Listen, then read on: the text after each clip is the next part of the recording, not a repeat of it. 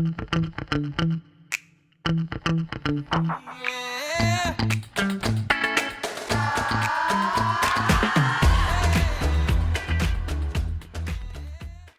once again, and welcome to the second part of the water cooler conversation with JPB, specialist immigration lawyer from BIC Immigration, who is giving us some advice and some top tips on finding dentists and having dentists that are working in the UK in a post-Brexit world. So once again, I'm going to hand over to my colleague Lisa, who leads our recruitment team, who I believe has got some questions that lots of practices have sent in with regard to how this process works now.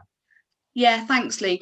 So obviously, JP, in the first part, we talked about the candidate side of things. I really just wanted to focus with you sort of in the second part, for our clients, really. Practices that are looking to bring somebody in that, is EU qualified or outside of the outside of Europe qualified.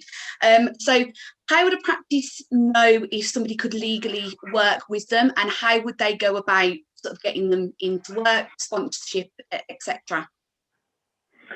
Yeah, it's always a tricky one, Lisa. Thanks. I think there are so many different obligations really placed upon business owners, including, of course, those owning a dental practice, to make sure that their employees may actually work in the UK legally. Of course, there are massive civil penalties, £50,000 civil penalties and all kinds of stuff like that, which one wants to avoid. I think the very key thing is to, first of all, look at and require from a potential applicant to show them the passport. Of course, if it's a British passport or an Irish passport, there's no issues there. Or if that migrant has what's known as indefinite leave to remain, no matter what their nationality or where they originally came from, they will get what's known as a biometric residence permit card. It looks like a driver's license almost, and that'll say settlement, no restrictions on work. If that's the case, then they're good to go. I think where the confusion will come in, that we've seen already since the start of this year, 2021, is with European workers. Now, the law about European workers is a bit of a shambles, as the whole of the Brexit situation was.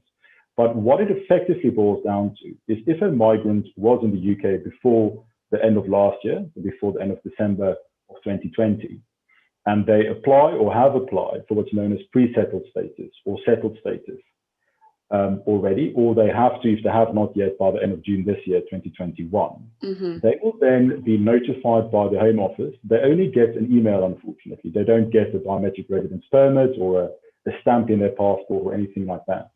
But that email confirmation from the Home Office is absolutely key. It's got a reference number on there, and that reference number can be checked with the Home Office to make sure it's obviously a legitimate email and that migrant actually does have the right to work. I would encourage the business owners in this instance to make very sure of that.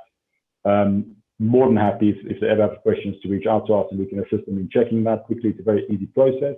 But of course, if that doesn't happen, then big trouble could ensue. Yeah, and obviously they don't want to get any fines, as you mentioned. They're quite a hefty fine. That's brilliant. So, with regards then to sponsorship. Obviously, once they know that person is legally able to work in their dental practice, what would be the process and sort of what are the sort of fees involved, obviously, with sponsoring a dentist? So I'll deal with the process first. So in terms of the process, it's an application process made to the UK Home Office, of course, to register as a sponsor, as they say.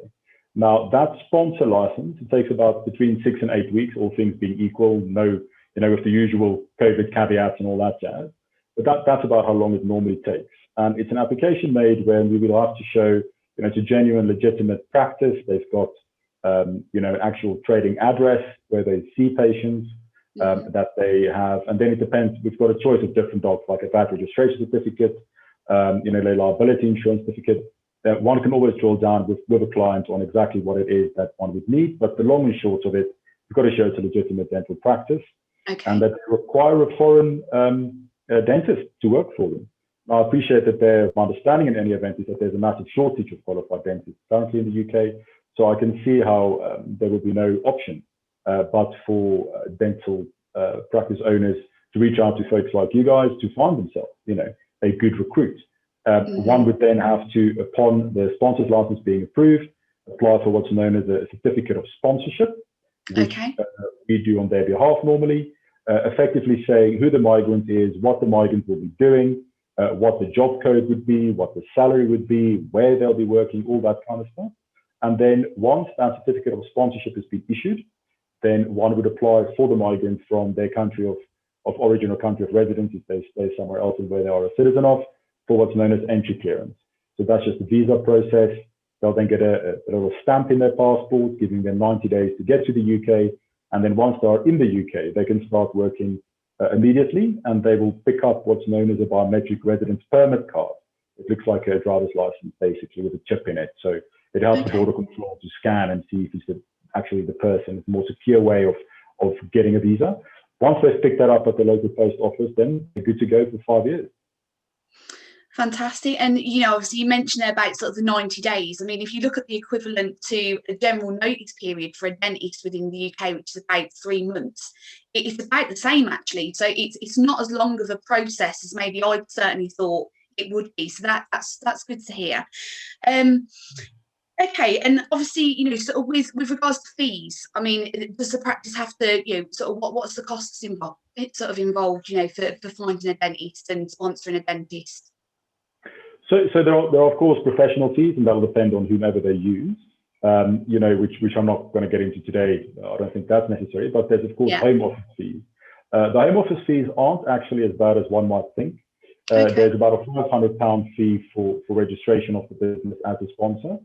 And a similar type fee for the allocation of the certificate of sponsorship. And then there's also a continued skills levy that they say, which the government uses to upskill people so that in future the businesses won't be so reliant on foreign talent of about £1,500 a year. Okay. So again, reasonable fees there. I think probably sort of lower than I certainly thought. Again, so that's good to hear. I suppose just to jump in, it's interesting that obviously if it's £1,500 a year, that's probably beneficial from a dentist. It's fairly inexpensive when you look at what a dentist salary or cost of engaging a dentist is. Whereas maybe £1,500 plus £500 when you're looking at engaging the service of a dental nurse does incline you think proportionally, obviously whether that holds value to you.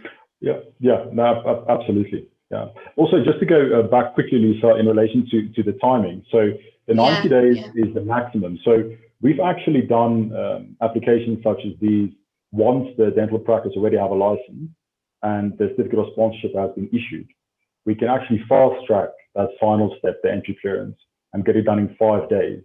So the turnaround can be really quite rapid if everything goes well. The advantage of engaging a professional. Which segues in quite nicely as we draw towards the end, JP, for your plug, if you like. So you're from BIC Immigration, which can be found at www.bic-immigration.com. Is that right? That's absolutely correct. Yeah. Yeah. And your email address, jpb@bic-immigration.com. That's the ticket. Yeah. Any queries, any questions, reach out. More than happy to help. Brilliant. Okay. Well, thank you very much for your time again this morning, JP. Yeah. Thanks again, JP. Appreciate it. Thank you. Speak soon.